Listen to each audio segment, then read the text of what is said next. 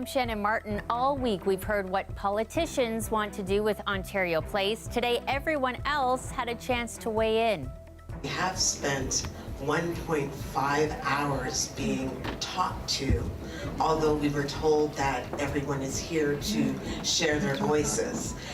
We'll take you to a public meeting that quickly turned heated, plus possible job action by Canada's federal workers. More than 35,000 employees from the Canada Revenue Agency are now in legal strike position. The latest on the talks and how a potential strike could impact you. It's our very first time performing in Brampton, so it's a debut for us here in this city. The Toronto Symphony Orchestra hits the road for a sold-out show featuring reggae favorites. We'll take you there. This is CBC Saturday News.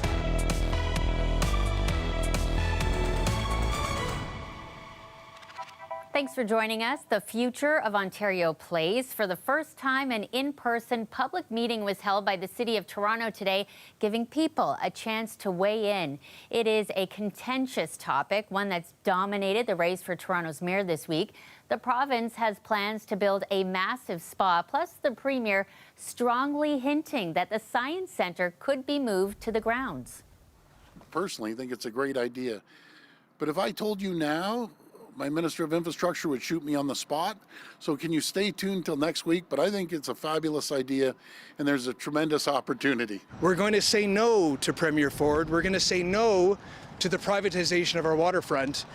And as mayor, we're going to keep our waterfront here at Ontario Place public for many years to come.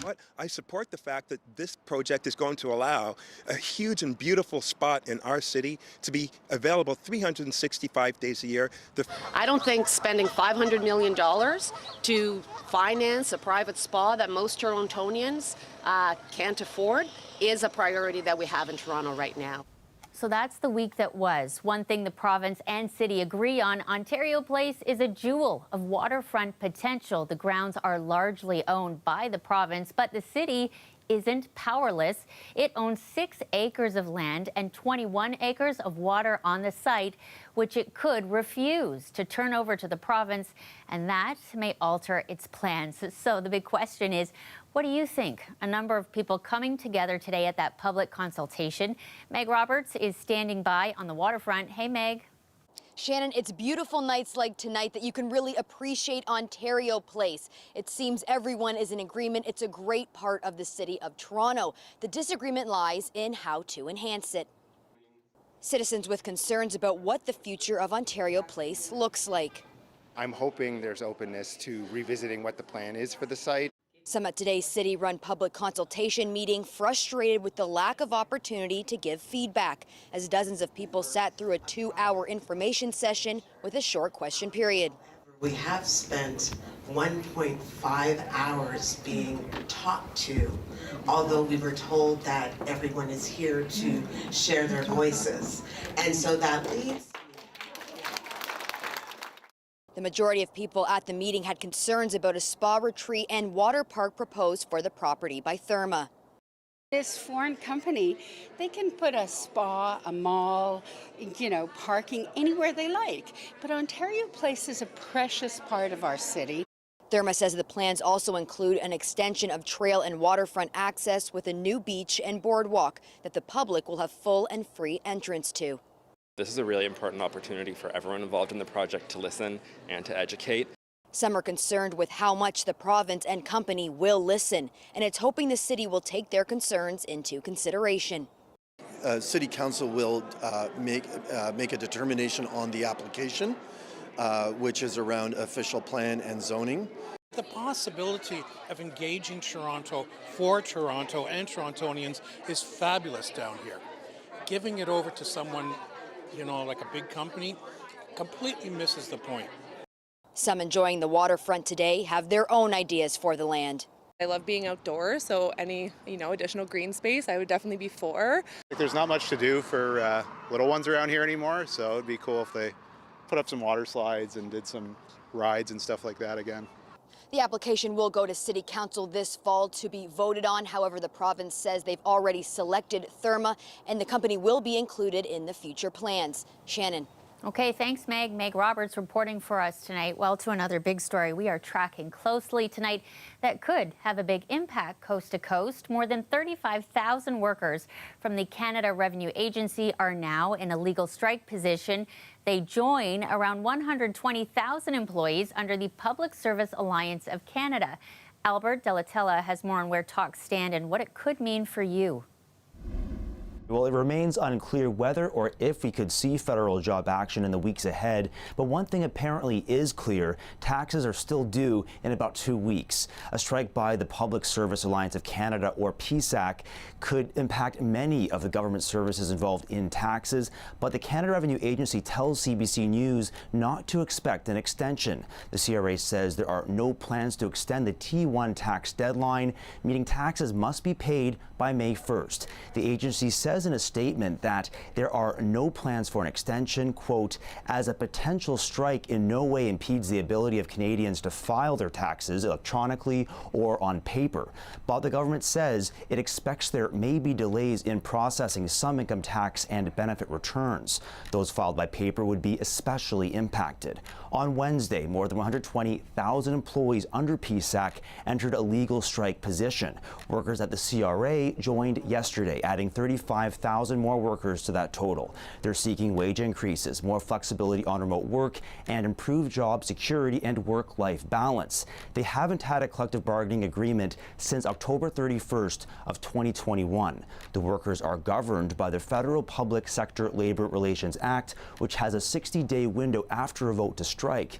That means a strike could happen anytime between now and early June. The impacts could be felt really across the government, with 23 departments and agencies affected. Beyond the CRA, they also include Agriculture and Agri-Food Canada, affecting certain support programs and services, Fisheries and Oceans Canada, meaning reduced capacity for fisheries enforcement, aquaculture, and invasive species work, Global Affairs Canada, causing delays with consular services. Other impacted areas include Immigration, Refugees, and Citizenship Canada, Service Canada, and Veteran Affairs Canada.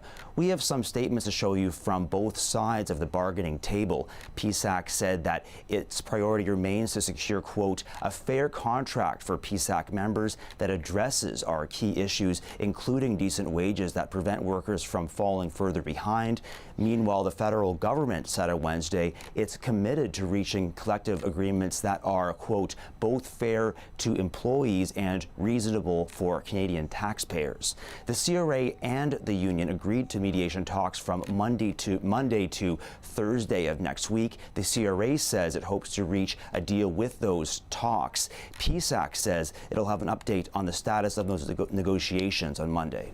Okay, thanks, Albert. Lots of people watching that one. In other news tonight, a 24-year-old man is dead after a shooting last night in Toronto's Dovercourt Village. Police got the call just before 11 o'clock, arriving to find a man suffering from multiple gunshot wounds. He died on scene. Police say the shooter took off in a dark-colored sedan. Anyone with information is asked to call police. Members of the public gathering to mark the second anniversary of the Missing and Missed Review. That was ordered to look at how Toronto Police handles missing person investigations. Today, there were progress reports, recommendations, and a plan for next steps. That what the report told us, not just about missing persons investigations, but about community policing in general, was essential to understand. It was vital for us to see what went wrong in the past and, importantly, the ways in which we can and must be better. Police sharing that out of 151 recommendations outlined back in 2021, 119 are in progress, 24 are implemented, and 8 have not yet been started. Some of the implemented ones include an expansion of the Homicide and Missing Persons Unit and changes to information released to the public about missing persons.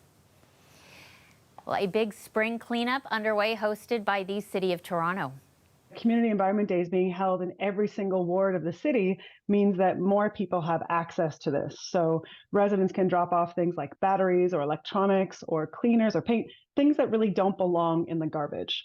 And this makes it really easy, especially for people who don't have a car or who live in an apartment, don't have a lot of space to store these things. Bringing this right into every part of the city, I think, is a really great way to educate people, remind them, and help them manage their waste properly. You heard there, it's all part of Community Environment Days, offering residents a chance to drop off items for reuse, recycling, and safe disposal. The first one, held today, a total of 45 events will take place in the city's 25 wards from now through September. And city crews also out today fixing potholes from 6 a.m. to 6 p.m., trying to fill as many as possible, taking advantage of today's great weather, too. This is the second pothole blitz. During the first one, crews repaired more than 6,300 potholes.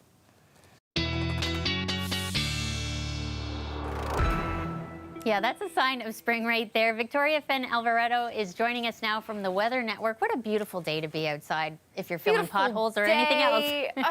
Yeah, the potholes, but it's been a beautiful week, Shannon, and hopefully you got to go out and enjoy it. I know that I definitely did, and the conditions are going to continue into your Sunday at least. We actually have some good news. I mean, it's just after 6 o'clock, and it's still 24 degrees in Toronto, so still holding on to that heat. We actually experienced 6 days straight of plus 20-degree temperatures. If we get to 20 degrees tomorrow, we could see the earliest 7-day streak since 1945 in Toronto. Now, we are forecasting 22 degrees tomorrow, full sunshine, so we're hoping to get there. We do have a downfall to this. We do have a system on its way, which could bring in some rain. We could see potentially a thunderstorm as well. Now, if you thought maybe let's do some spring cleaning, put away the jackets, you might not want to do so. We are going to need those jackets. I will return with your long-range forecast in a few moments to talk about a temperature swing that we're going to experience, and it might just make you shiver, perhaps. I'm going to leave it at that for now. Okay, good teaser. Thanks, Victoria. We'll see you soon. See you soon. The city of Brampton is known for pumping out professional sports powerhouses. Remember Team Canada at last year's World Cup? Well, now there's even more potential for budding young sports stars, thanks to some new funding from the federal government. Tyler Cheese explains. I'm really happy to announce that through the Community Sport for All initiative, the Canadian government has provided $175,000 to support 25 different local sport organizations right here in Brampton. Many of them were on hand to celebrate the funding announcement at the Save Max Sports Center in Brampton this afternoon. The funding itself will support several initiatives that we have in-house here in Brampton, focused on ensuring that more girls and women are participating in sport, that they're staying active, they feel like they belong to a community and to their sport. The Community Sport for All initiative is a program that aims to remove barriers and increase participation rates for racialized communities, the LGBT community, newcomers to Canada, and people living with disabilities. Knowing that kids can get active and learn the life skills that sport can provide, this is an amazing opportunity for our children, youth, and families. He says often the largest barrier to any group is the cost of enrollment and equipment. As we see cost of living going up, living wage is continuing to stay at where it is. Being able to access funds where mom and dad can get kids out on a weekly basis, getting them active, this is going to be the biggest help. Those with long histories in the Brampton sports community are applauding the news. And it means that we are in a position where we can begin to offer more programming for more young people in our communities. That what's most important is that the kids have the opportunity to explore and to enjoy different things, different sports, and to meet a variety of different individuals and people. Brampton's mayor also expressing his appreciation. And I hope there is individuals, residents in Brampton, young residents who have never been able to afford team sports that will now be able to participate and fall in love with the sport of their choice. In addition to this funding, the City of Brampton is also currently building a multi-purpose stadium with the goal of hosting major sporting events, including soccer and cricket.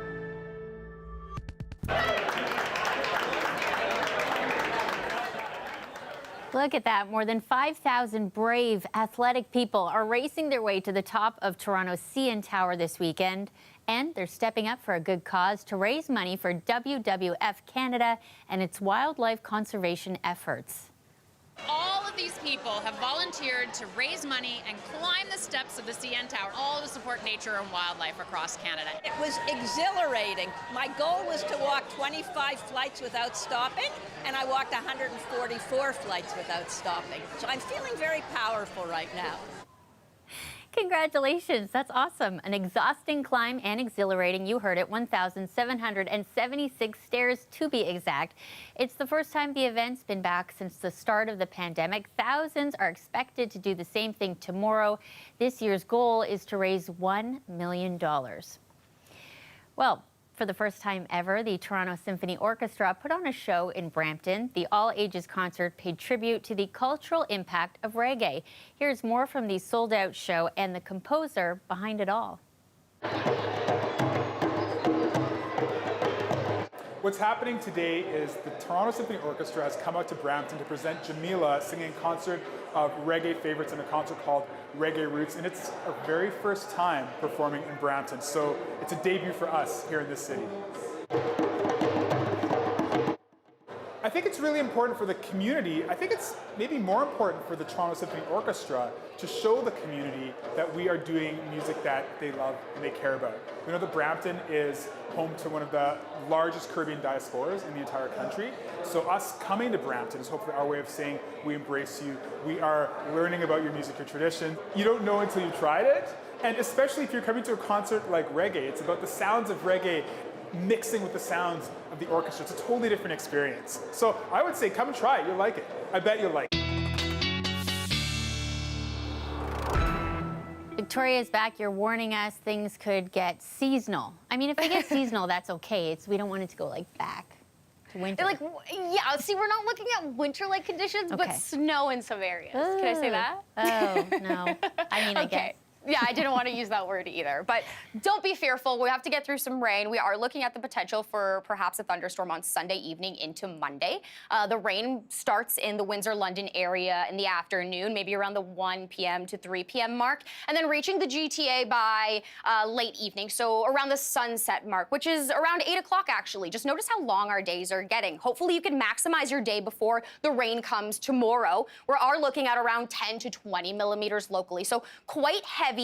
But the main storyline is this drop in temperature. Take a look at Tuesday, feeling like 2 degrees. We have a 20-degree drop from Sunday's 22 degrees to Tuesday. So keep the warm jackets out. You are going to need it. Your body will probably feel this one. We're gradually getting cooler, though. Monday, 10 degrees in Toronto, and then by Tuesday, that's when we get that cool down. Now, I mentioned snow to Shannon. Don't be fearful. The snow is mostly in the northern areas, Thunder Bay, perhaps, if you're that north. But the GTA could see possibly some flurries, some wet snow, maybe some grapple, which is similar to hail, but mostly a rain event on your Sunday. Take advantage of these Sunday conditions before the cool down.